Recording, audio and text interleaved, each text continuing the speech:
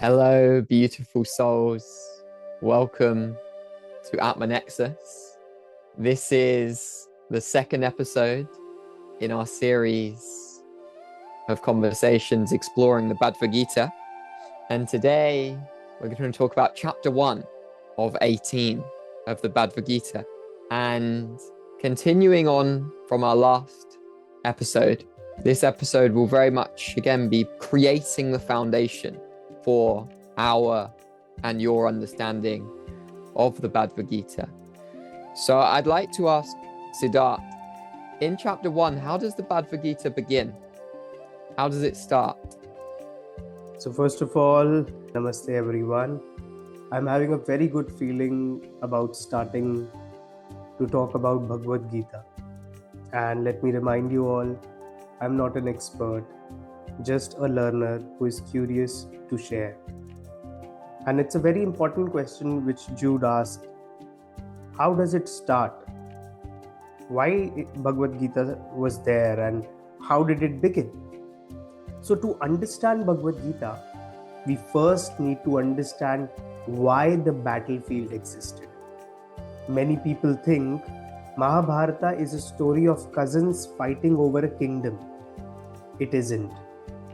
It is a story about what happens when greed becomes greater than justice. So the two brothers were there, the Pandavas and the Kauravas. They belonged to the same royal family, that is the Kuru dynasty. They grew up together, studied under the same teachers, were trained by the same elders. They weren't strangers, they were brothers in every practical sense. But one of the Kauravas, Duryodhana, he became consumed by jealousy. He could not bear to see the Pandavas loved, respected, or successful. Jealousy has a strange nature, as we all know. It doesn't ask, how can I improve? It asks, how can I pull the other person down? That jealousy gradually turned into injustice. There was the infamous game of dice, where Yudhishthira was deceived into gambling away his kingdom, his wealth, his brothers, and eventually their wife Draupadi. This was not an honest game, it was a carefully planned trap which was plotted by Shakuni, who was Kaurava's uncle. So then came one of the darkest moments in Mahabharata.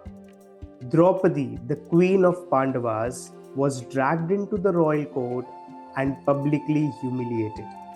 An attempt was made to disrobe her in front of the entire assembly while many powerful elders remained silent. And that silence is as important as the act itself. Sometimes injustice survives not because wrongdoers are powerful, but because good people remain silent. Even after this, the Pandavas did not immediately seek war.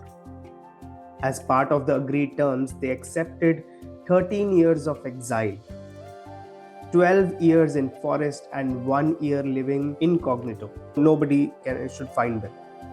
They honored their word, completed every condition. And when they returned, they did not demand revenge. They simply asked for the return of what was rightfully theirs. So according to Mahabharata, Krishna himself went as peace messenger to Kaurava court. He tried to negotiate a settlement. At one point, the Pandavas were willing to accept just 5 villages instead of the entire kingdom. They said, we don't want entire kingdom. Just give us 5 villages. And the kingdom was so huge, they could rightfully claim it. So think about that. Men who were rightful heirs of a vast empire, they were willing to settle for just 5 villages, just to avoid bloodshed. But Duryodhana refused even that. He was on the Kaurava's side.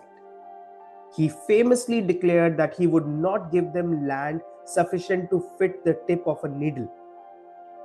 And at that point, the war was no longer about ambition. It became a question of whether justice should surrender before arrogance. And this is a very important distinction. Mahabharata never glorifies war. People just see war in that. It presents war as the tragic consequence of repeated injustice when every sincere effort for peace was failed. That's why Kurukshetra is called Dharam Kshetra, the field where the deeper issue is not who is stronger, but what is right. So, Mahabharata is not a story of people choosing war. It is a story of what happens when people repeatedly reject peace. So, this is the essence which led to the war and which led to Bhagavad Gita being there. And Siddharth, what is the name of chapter 1? Everyone who is listening it for the first time, there are 18 chapters and every chapter has a specific name. So the first chapter is called Arjuna's Viṣāda Yoga, which literally means the yoga of Arjuna's sorrow. Many people ask, why is sorrow called yoga? Because not every sorrow transforms us. But the sorrow that turns us inward, it becomes yoga. Until now, Arjuna had fought countless battles. But this battle was different. This time, the enemies weren't strangers. They were his own people, his grandfather, teachers, cousins, relatives, people he loved. Suddenly, victory no longer looked beautiful. So he asks himself, if winning costs me the people I love, is it still victory? His hands began to shake. His mouth dried. His famous Gandiva bow slips from his hand. His body becomes weak. He sits down. And today, if someone experiences these symptoms, we might call it anxiety, panic, or emotional overwhelm. The Gita described it thousands of years ago, which tells us human psychology hasn't changed, only technology has. And you mentioned sorrow and yoga. In this context, can you speak a little bit more about that relationship between sorrow and yoga? The sorrow lets you to introspect and not just express. The sorrow leads to introspection. It's like the suffering or the sorrow, misery, whatever word we want to use, almost forces people inwards. Yes, if that sorrow you're just constantly cribbing, it is not yoga. If it is just transforming something outside you, okay, I am sorrow, I'll make it my strength. That sorrow that turns inward, it leads to deeper introspection, that becomes yoga. I feel very ignorant about the Bhagavad Gita still. Can I ask, is the Bhagavad Gita a true story, or is it a metaphorical story that is designed to help us on our path through life? For what I have heard and read, there have been traces of things and places where it can be said that yes, Mahabharata existed, Bhagavad Gita took place, because something so perfect cannot be created so easily. There is truth in almost everything. And I feel if it teaches you something good, it leads you to become a better person, then rather than questioning it, if you follow it and if you take out the better things from it, I think it has solved the purpose. Can you give us a short overview of the story of chapter 1? In chapter 1, now the war is about to start. As I shared, like the war is ready and the Kauravas who were there, like they were about to fight.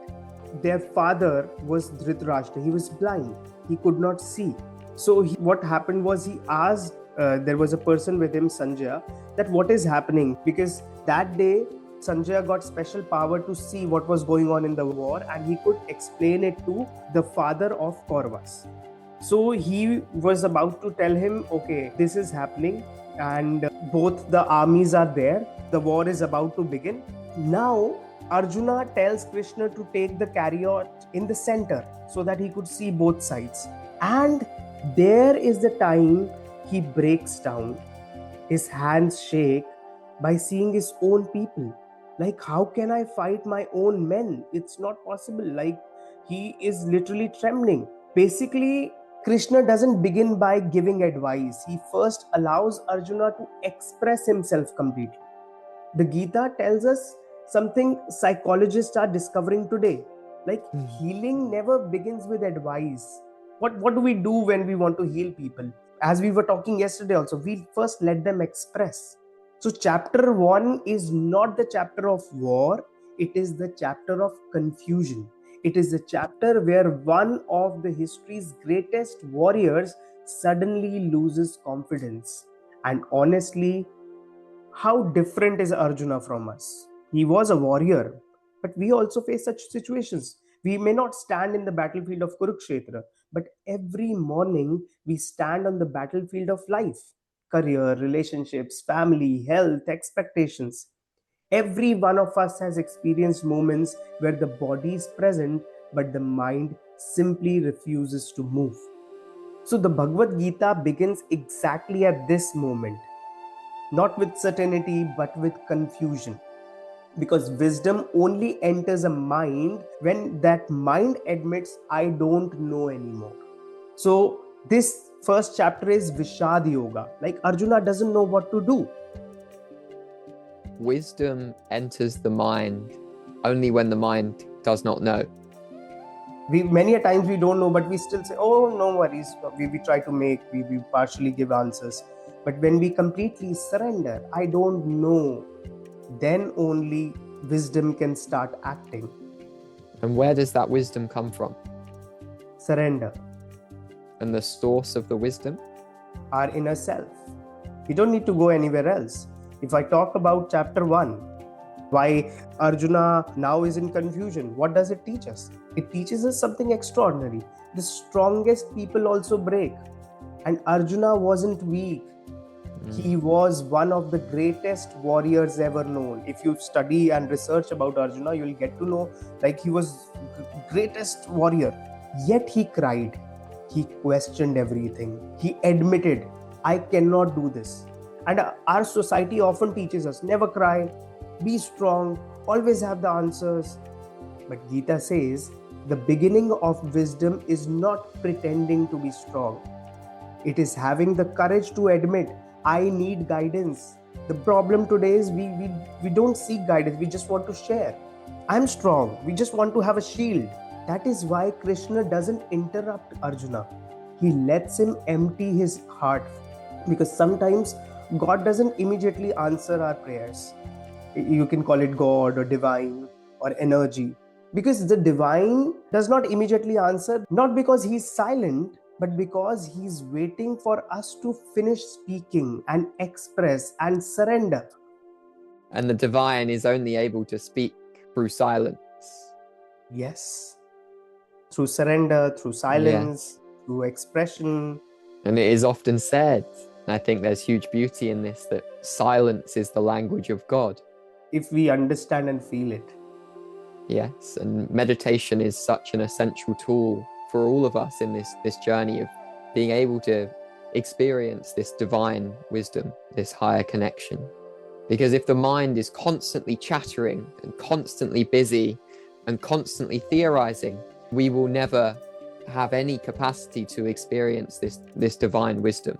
Absolutely, because the problem is we look for something or the other every time. When we keep the mind busy and we don't let the thoughts pass, we get stuck, we get agitated.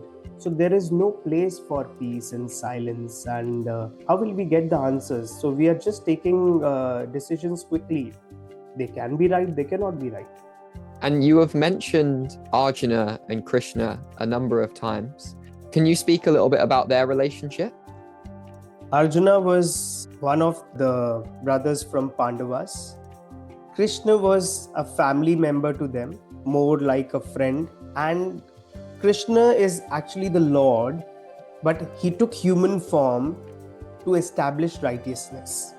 Like, if Krishna wanted, he could stop the war immediately because he's the Lord. But he did not. He let things happen. He let Arjuna express himself. So this is the deepest questions, like, Mahabharata could have been stopped by Lord Krishna. Krishna never wanted the war. In fact, he worked harder than anyone else to prevent it. He traveled personally to Kauravas as a peace ambassador. He spoke to Kauravas' father, Dhritarashtra. He reasoned with elders. He appealed Duryodhana's conscience. He suggested compromises. He encouraged reconciliation. Okay, we'll just take 5 villages. He did everything a peacemaker could do. But peace requires willingness from both the sides. One person can just extend the hand. The other person still has the freedom to reject it. This brings us to one of the most profound principles of Gita. God guides us, but he does not force us. If Krishna had simply overridden everyone's choices, there would be no free will. Human beings would become puppets rather than moral agents. Gita respects human freedom even when people misuse it. Krishna gives guidance. Human beings choose their actions, and those actions carry consequences.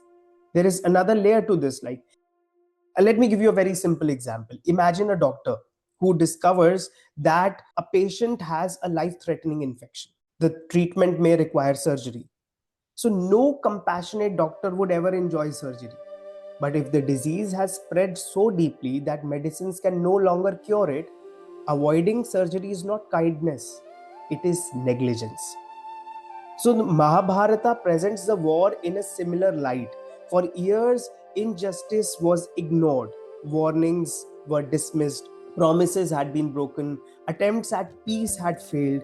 The conflict had reached a point where avoiding action would have allowed injustice to become the accepted order of the society. So sometimes we confuse peace with absence of conflict. That is also wrong. Genuine peace is built basically on justice. If a bully is allowed to harm others unchecked, silence is not peace, it is permission. And this doesn't mean violence is the first answer. Quite the opposite, the Mahabharata shows that it should be the last answer.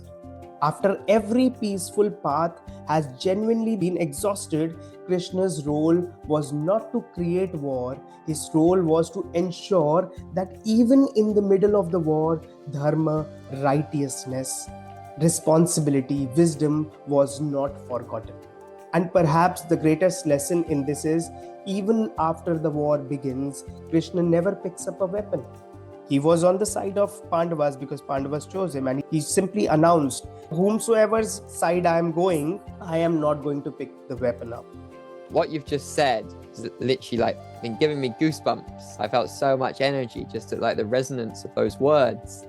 And I saw a connection straight away of what you have just said about how violence is the last option. If it reaches that stage, you will pick up weapons, but not take pride or glory in killing others. If it reaches that state, you will pick up weapons. You're doing it as a part of your karma. Yes. You're doing it as the last option to establish righteousness. But it is so amazing because the Stoics said the same thing. Lao Tzu taught the same thing. And many of the Buddha's teachings that I have read say the same thing. And I just think that is so amazing how all these different schools of thought, these different philosophical texts, these different pillars that have survived, been preserved for thousands of years, the Bhagavad Gita, the Stoics, the Buddha's teachings, the teachings of Lao Tzu and Taoism, that they all are saying the same thing. Absolutely. Just in different expressions. It's Yes. truly incredible. Yes. Everything is connected, still different. Yes, different expressions. Yes. The essence of the message is the same. If we as humans understand this, rather than just fighting over religion. Yes. And then at that point, it becomes so obvious that it is never about identifying with any one religion Yes. or ideology. Because really, they are all saying the same thing. Absolutely. And Krishna, being the Lord here, chooses to be the charioteer of Arjuna. He was just sitting in front and leading his path. And in Hindi, we call it Sarthi, the person who was guiding him. Amazing. Think of the symbolism here. The Lord of the universe chooses to be the charioteer. Or I would simply say, the person who wants to support. He chooses a seat as a guide. He was serving Arjuna to where to go, how to fight. That image itself teaches humility, leadership, and selfless service. Krishna did not fail to stop the war. He exhausted every path to prevent it. But when injustice refuses every invitation to peace, standing for righteousness becomes a responsibility, not a choice. Can you speak a bit more about the start of the war? Arjuna understood the justice of the cause. He understood. But when he looked across the battlefield, he no longer saw enemies. He saw Bhishma, the grandfather who loved him. He saw Dronacharya, the teacher who had taught him. He saw cousins, uncles, friends. In that moment, the conflict stopped being political. It became deeply personal for Arjuna.